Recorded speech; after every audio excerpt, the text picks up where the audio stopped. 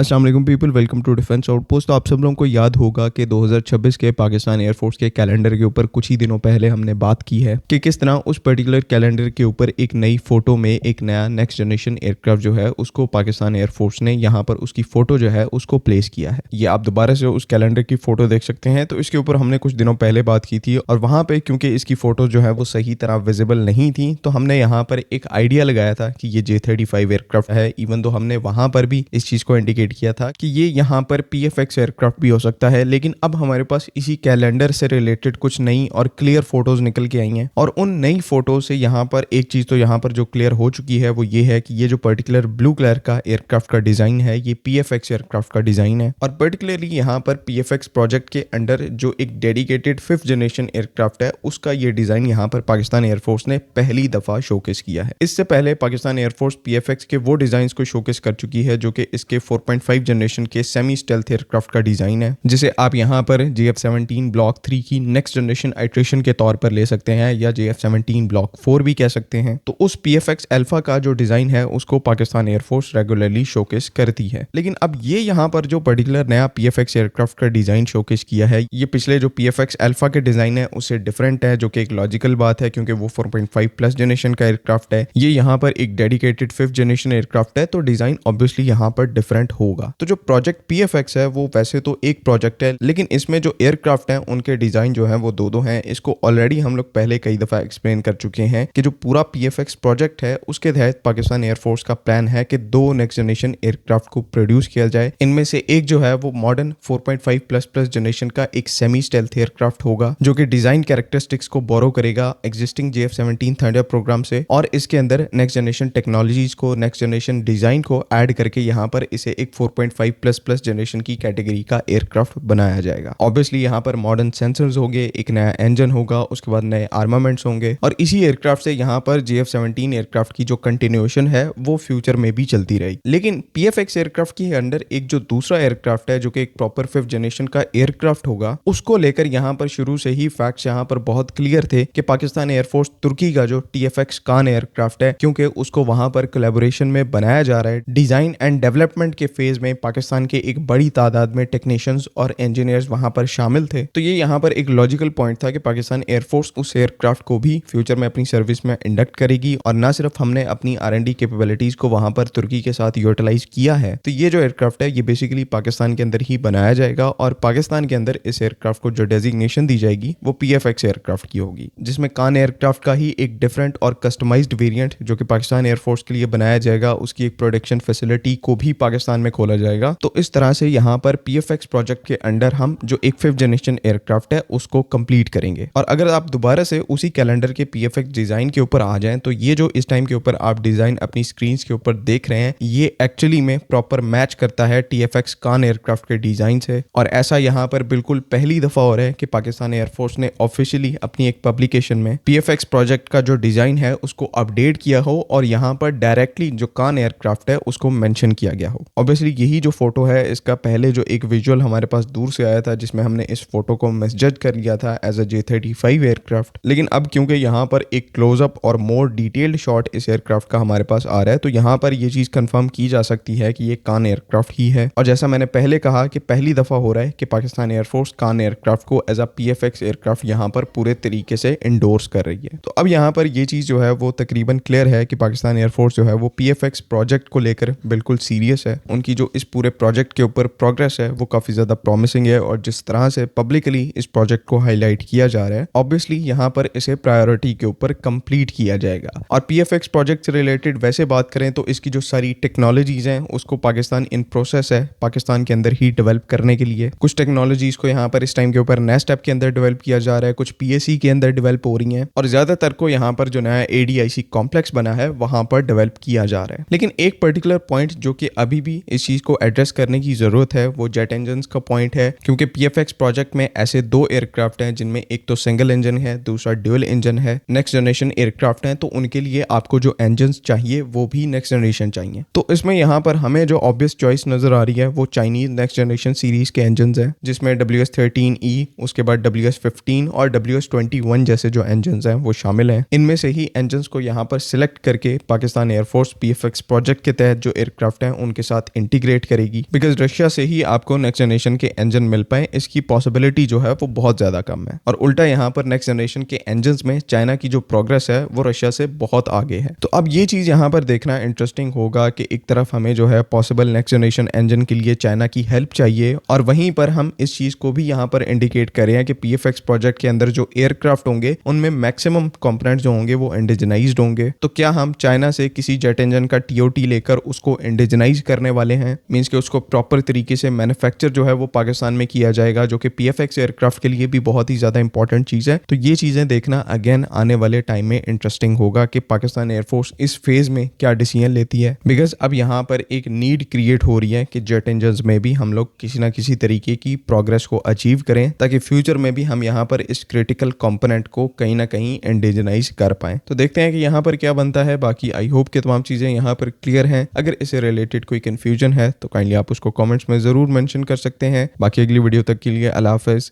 पाकिस्तान जिंदाबाद।